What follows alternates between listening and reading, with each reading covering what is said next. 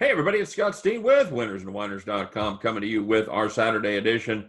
Our first ever, Scott. It's a full board of NFL games. Week number 2, buddy. I'm excited.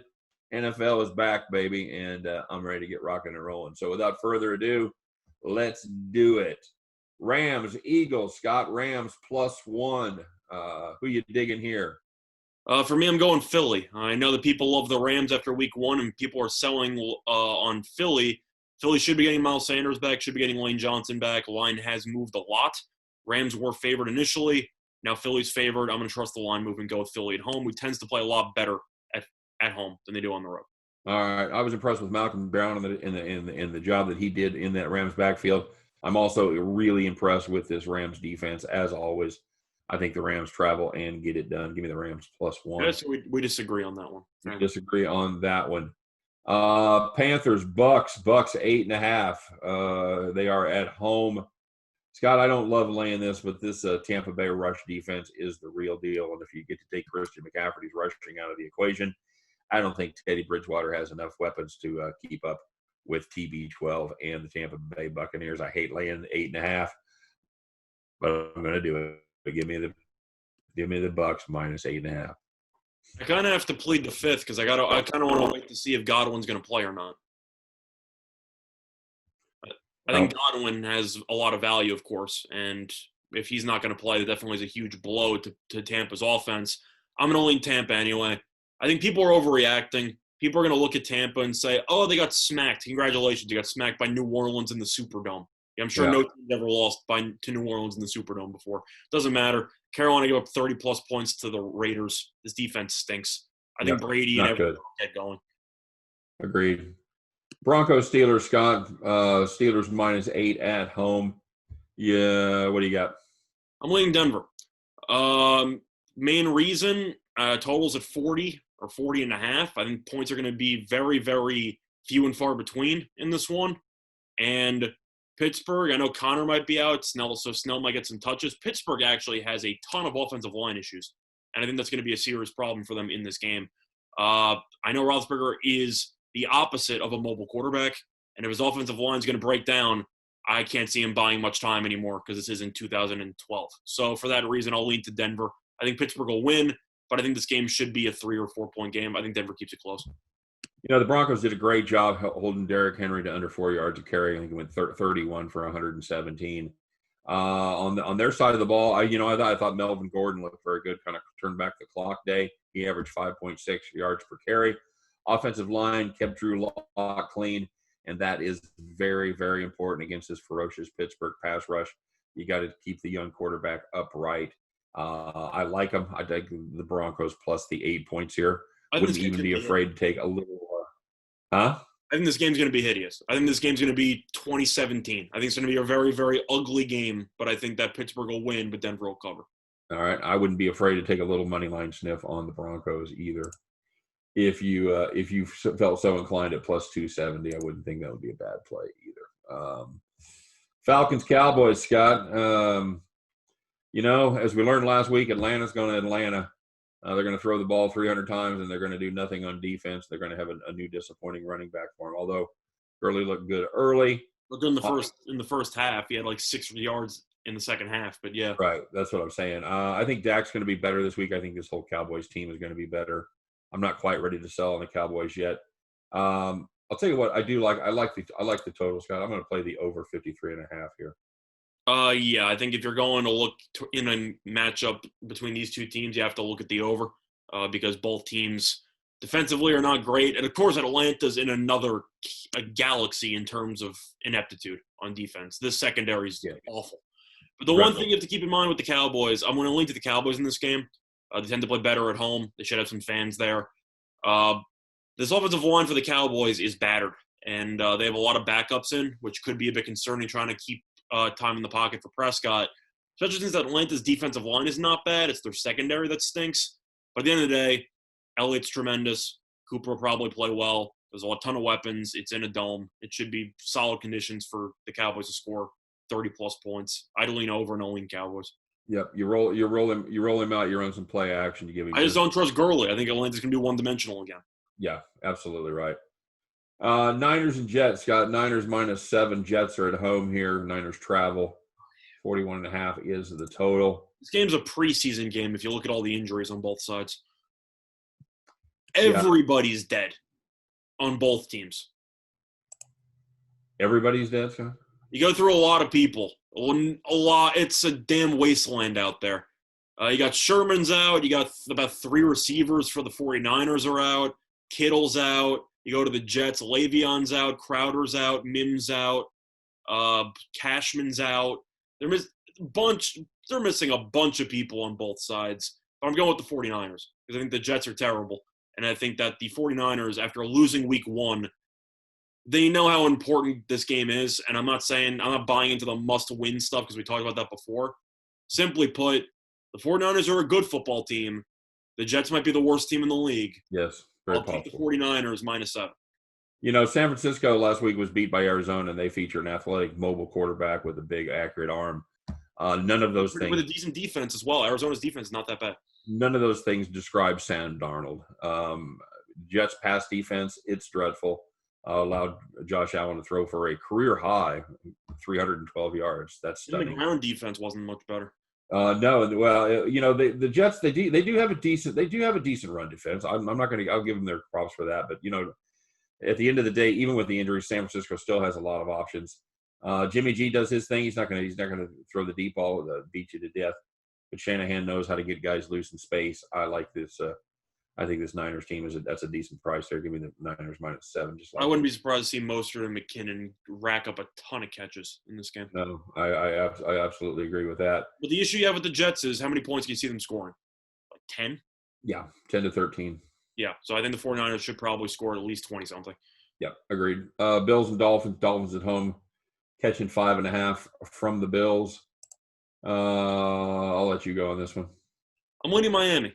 It sounds kind of nuts, but I'm going to go with Miami because I think that people are going to look at Fitzpatrick and his performance in week 1 against Belichick and say he's washed, this team stinks, whatever. If you think about it, game was kind of close. Really wasn't that bad, especially with nobody knowing what to expect from Cam Newton and that New England offense. Buffalo beat a Jets team that they should have beaten. Josh Allen still missed a bunch of open receivers, still turned the ball over a couple times. Fitzpatrick, I think, is good enough to keep this game close. Plus, I don't know if you buy into the weather aspect, but going from Buffalo to about 90 degrees in Miami isn't exactly a great weather turnaround for Buffalo. No, I don't care about that. I'm just saying, I think that could lead to some fatigue in the second half. What is it, 75 in Buffalo? It's 90 in Miami? Okay. You got the sun. So that's all I'm saying, man. No, but I got the Bills here -5.5. I think the Bills are probably have as good a defense as New England does. I think Buffalo's going to win. I just think Miami's defense is underrated because they still got Byron Jones, still got a bunch of key pieces. The defense, I thought, held decently against New England, and Josh Allen. I don't know if you watch any of that Jets game. I don't know why you would. I watched all the games. Yeah, it was on my local channel, of course, being in New York. Allen missed about 5 wide open guys, and he's still an extremely inaccurate quarterback. I think this game will be close. I think Buffalo wins by about 4.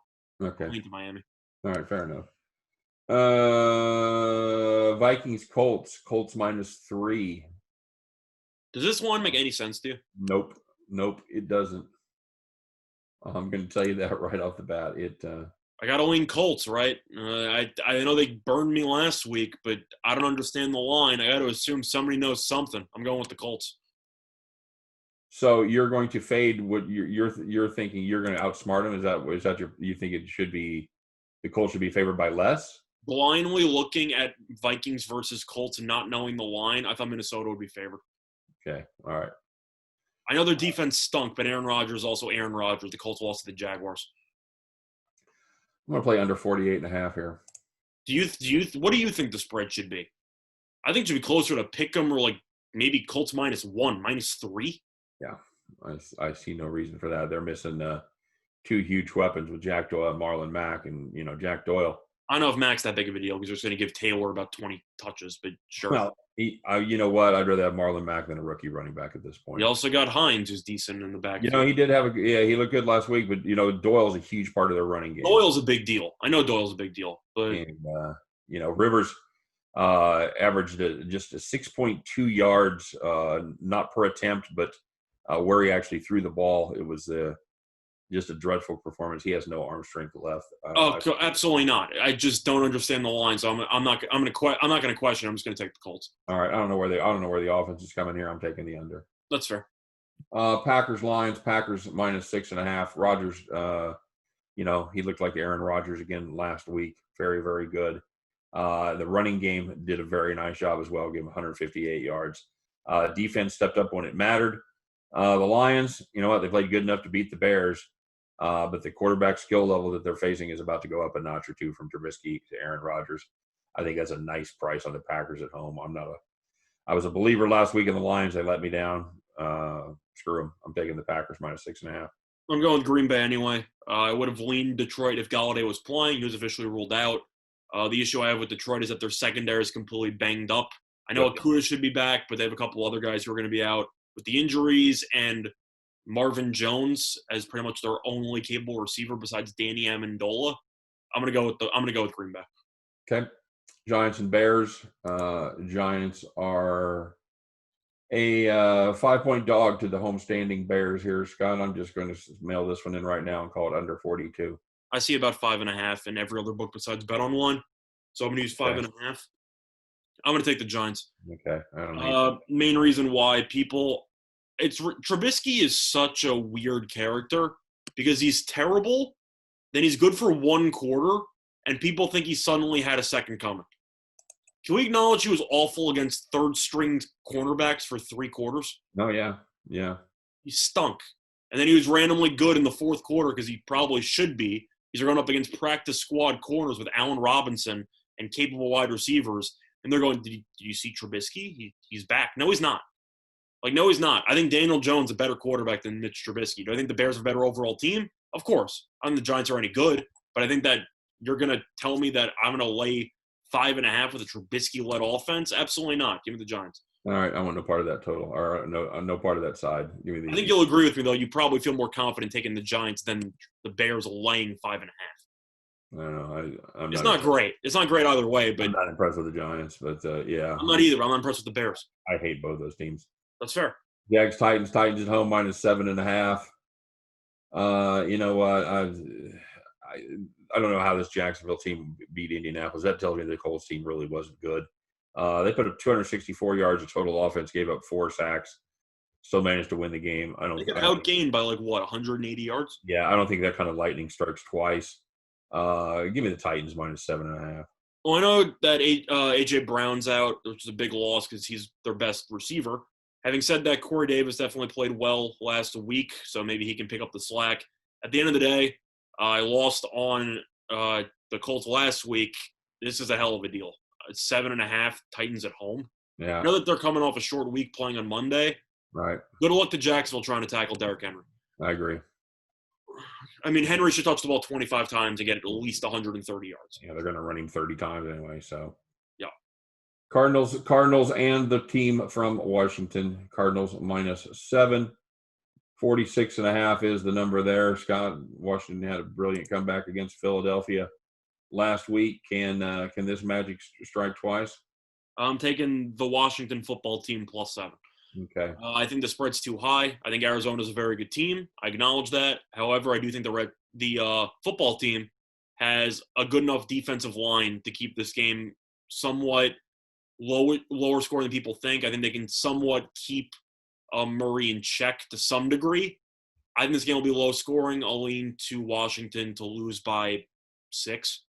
I'm the other way around. I like the over 46.5. I think Murray's mobility should help it keep him away from that pretty strong pass rush. You're taking an over with a Haskins team?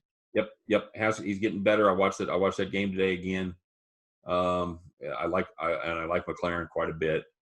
He's also got a tight end that. Well, McLaurin's now on Peterson Island, so that's something to keep in mind. But yeah. Yeah, I think, and I still have questions about this Cardinals defense. Give me the over 46.5. Okay. I hate myself in the morning. Ravens, Texans. Ravens are 7.5-point road favorites against the Texans. 50 is the number. 50 is your total. Scott, your thoughts? It's a massive trap line because everybody and their mom's going to be on Baltimore. But I got to lean Baltimore anyway. I think Houston's not very good. Yeah, I'm with you. I use very simple logic here, Scott. If the Ravens are the second best team in football and the best team in football just won by 14, subtract 3 for the home field, should be plenty of meat left on the bone. Forget 14. They were up by basically 30 and then called off the dogs. You had a bunch of garbage time points there, and Hilaire couldn't get into the end zone. You could argue the Chiefs should have won by 20-something. Yeah, well, they still were able to punch it in, but Chiefs kicked just one field goal. But no, they kicked the field goal at the end of the game. Well, that's 4 points. It just decided. I'm just saying, there's 4 points, so you can. Yeah, give me Ravens. I'll take the Ravens plus 7.5. Do I think the Texans can stop them? -7.5. No. Do I think that the Texans will actually score more than 20-something? I don't know who the Texans receivers are. There's that one guy, and then there's You got Will Fuller, who's good. Yeah, you got injured. You got Duke Johnson, who's out. So you got David Johnson, who's always injury prone, taking most of the touches. The offensive line's not very good. The secondary is not very good. Fuller and Cutie to throw the ball to, I guess, right? Yeah, it's Randall Cobb and Kenny Stills. So, yeah, there you go. Yeah. How about those Chiefs and Chargers, Scott? Chiefs 9-point road favorites. 47 is the number there. I know that's okay. So I got to ask you something. I know that Cincinnati only lost by 5 to Cleveland, and they covered. How in the world do the Chargers only score 16 points against the Cincinnati defense? I think it's possible. I think it's possible the Chargers are dreadful. Cincinnati's defense is garbage. How do you only score 16 points? I was thinking the same thing watching that game yesterday. Like, oh my God, that Chargers team must be terrible. Give me. But you know what? They always get up. They've always get up for the Chiefs. Anthony Lynn, he, for whatever reason, he knows how to score points against Kansas City. Always gives them a tussle. I'm going to go with the over here, Scott. I'm going to take the Chiefs Chargers over 47. Okay. At the end of the day, I'm going to dare Tyrod Taylor to throw the ball more than 10 yards down the field. Okay. What do you got? I got the Chiefs. Okay. Patriots Seahawks. It's going to be our Sunday night game. Seahawks, no 12th man, but they're still -4 points over the Patriots. 44.5 is the total. I think Cam Newton for the Patriots is going to learn a very important lesson Sunday night, and that lesson is that Seattle ain't Miami. Newton carried the ball 15 times for 75 yards. His longest run of the day, 12 yards. You know what that is? That's a good way to find out how good your second-string quarterback is when you do shit like that. By the way, spoiler alert, it's Brian Hoyer, and he ain't very good. These Seattle safeties, they're the best in the business. Adams and Diggs. Adams plays anywhere on the field. You can play him at the safety. You can play him at the off corner. You can play him at the slot. Doesn't matter. And nobody in the NFL hits harder than Diggs. Newton threw for 155 last week, and I think he may struggle to get there with some banged-up receivers. Edelman, Harry, and Slater are all questionable. You know the drill. Russell Wilson. He's smart. He got a great arm. He gets the ball out quick. He can beat you with his legs. I think even without the 12th man, I think the Seahawks starting 11 should be plenty for these Patriots. Give me the Seahawks at a short price, -4. Well, we're going to disagree on this one. I'm leaning to New England. Okay. A couple reasons why. First of all, maybe it's just a mental thing. If I'm getting points with Belichick, I'm taking points with Belichick. Okay. I'm just going to do it. But the real reasons why, Seattle did play really well against Atlanta. Atlanta's defense is awful. We know that. A lot of garbage time, but I don't think Seattle's defense looked that good in the process either. New England, I think the only way that they could win this game is to play time and possession football. They're going to have to run the ball, eat up a ton of clock, win a low-scoring game, or at least try to win a low-scoring game. So I'm going to look the under, and I'm also going to New England because I think that even if Newton doesn't have many weapons to throw the ball to, keep it 3rd and 3, 3rd and 2, something like that. I think New England could have a lot of long drives and try to keep Wilson off the field. I'm going to lean New England. I'm going to lean to the under. All right, there you go, man. That is that's an NFL show right there, everybody. That's our first one of the week. How you feeling? You feeling good? Feels pretty good. I don't know what you want to do about the Monday night game, or if you want to save that for a midweek thing, but yeah, we'll do it. We'll do it Monday. We'll do it Monday on the show. Oh, that works. Yeah, okay. Cool. There you go. Yeah, the math. Yeah, that checks out. All right, very good. That is our NFL picks for the week. I know I'm excited about the weekend coming up, and we got a lot of fun sports to watch. So yeah, we appreciate you guys tuning in for our initial every NFL game on the board. We're going to be doing that each and every week as we finish up our Friday night here into early Saturday morning. We do it all for you because that's that's how we think of you guys. So appreciate you watching. Don't forget to check out if you want even more information. Check out winnersandwhiners.com for deep dives into every NFL game every single week, every single day. You know the drill. Scott, any final thoughts on the NFL? No, hopefully it all works out. I know that it's not going to happen until Sunday. So before the NFL, I hope our college goes well. Yes, absolutely. Absolutely. So everybody take care. Thanks very much for watching, of course. I hope all your tickets are winners. Stay safe, stay healthy, and we'll see you next time on Today in Sports Betting. Take care, everybody.